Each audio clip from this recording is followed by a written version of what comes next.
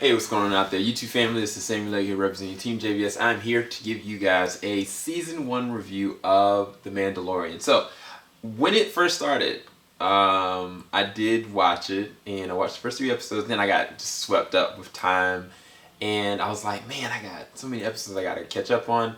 I looked at episode 4, and I just went for it in the past 2 days, and honestly, much like the Netflix shows for the Marvel series, it took me to get past the first 3 episodes to kind of get my footing.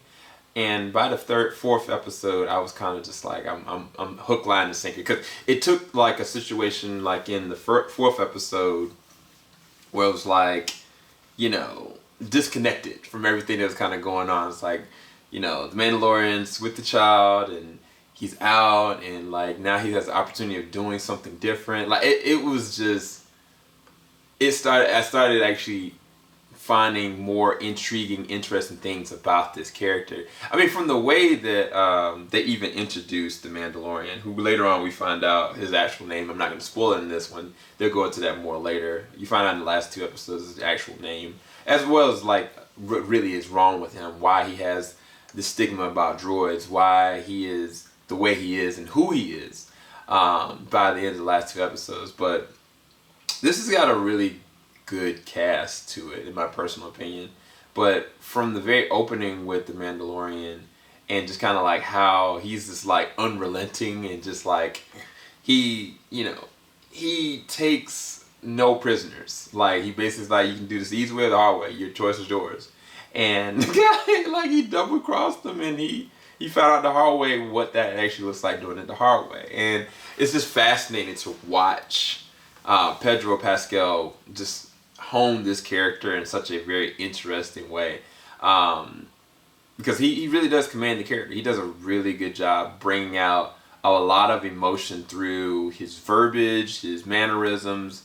I mean, the action, everything that the Mandalorian can do, what he's capable of. One of the reasons why people love Boba Fett is, the same as that reason why a lot of people love Mondo in this. And it's just different because Mondo has a lot of layers to him. He's very multi-layered, he's multifaceted, and at the same time, everything that he's doing matters. And it's very fascinating to see where he goes as a character, as even like from the very first episode to the last episode, he's a very fundamentally different character by the end of it.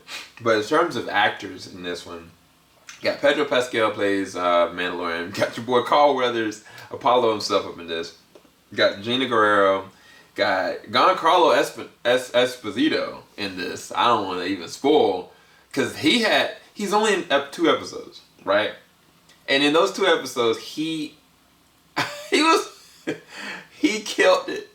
He had some of the most epic moments. Like the last shot with him, I would dare say one of the hypest moments, because I was like, wait, what you been trying to imply with this man? And then, you just got a lot of other actors in this. You got your boy Taika Waititi, who also directed a few episodes, as well as starred in a couple of different episodes as a specific character. I don't want to spoil. Nick Nolte plays the role of Kuil. I Have Spoken. Oh my gosh, his character is so iconic. It's really interesting to see how they did that. I think John Leguizamo was in this. Mark Dune Jr. Who else? Ming-Na Wen. I think Timothy. No, Timothy ain't in this season yet. Ooh, they did have. Ooh, I don't even want to spoil anymore. So wait, what episode was he in? So hold on, I gotta look up one thing, because I didn't even realize what episode did they put him in. I knew that's what it looked like.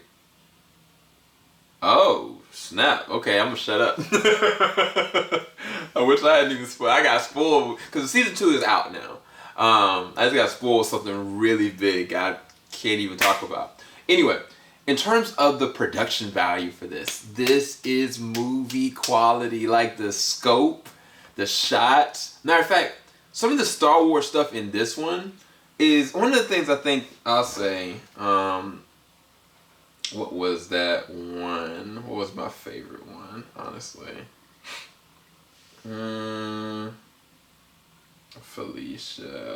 Felicity Jones movie was Rogue One.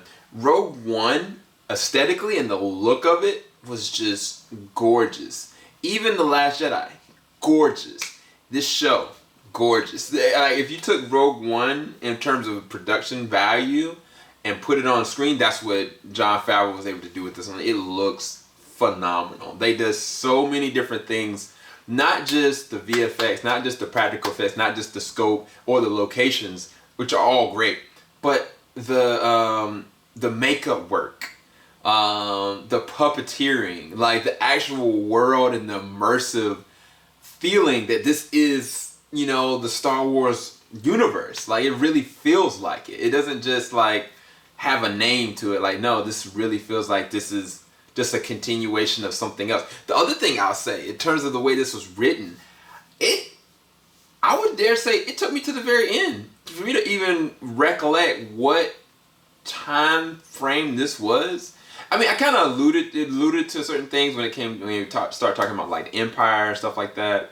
But I was kind of like, wait, we got the Old Republic, we got, the New Republic, we've got, of course, the Empire, we got the First Order, got the Sith Empire, and then we got the Final Order. Where does this lie in? And of course, I know. I don't want to spoil it for you guys, but let's just say, think of it post Empire. That's all I can really kind of say without spoiling anything, which makes it so much more interesting because this is this gap of time between Empire, other stuff from the different cartoon series, and then of course what you got now with the First Order.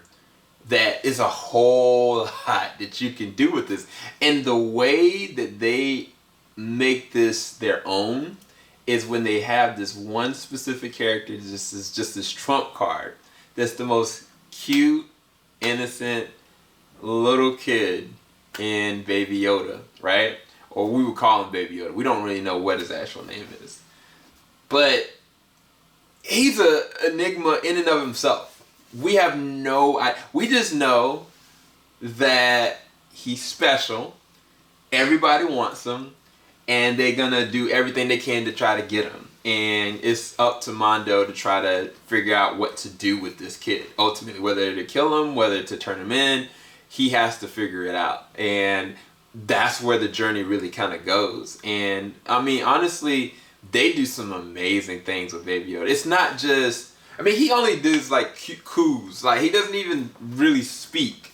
But his actions and his understanding and his movements, like it really is great puppeteering. It is really great usage of a prop character in a way that we've never really seen before. And at the same exact time, we won't even comprehend or understand. Like, I don't understand what this character even is. And I love that. I love that, because then there's a lot you can do with that. Who's some other standouts? I mean, I already said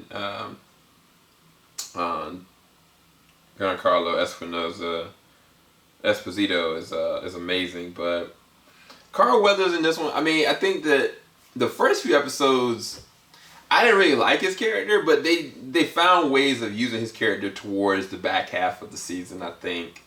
Honestly, my favorite character was definitely Nick Nolte's character. Like, I loved his character. I think Gina Carano did a great job as Cara Dune.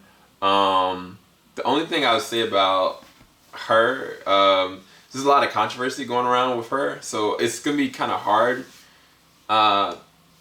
seeing what they do with her in the second season. Hopefully, I mean, she did a good job. The weird thing is her communication with Mondo, like her relationship with him, like it's just really strange, because the episode that they get introduced to each other, there's a whole other person that I was kind of like,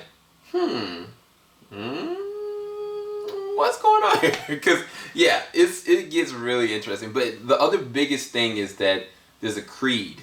There is there's a legacy that basically this Mandalorian is living in from where he comes. People look at them like they're their own race, and really is deeper than that. And there's history to that. And every single time that, yes, he's bounty hunting and getting money and stuff like that, but he's also trying to add to getting to a certain plateau with the creed that he's in, which is the Mandalorian creed. Which makes it more engaging every single time that he has to do things. But the other thing I'll say this is that, there's this one episode where he meets back with one of his old crewmates or whatever, and like they have to go and retrieve somebody. That episode, that was when I realized, the Mandalorian is dangerous.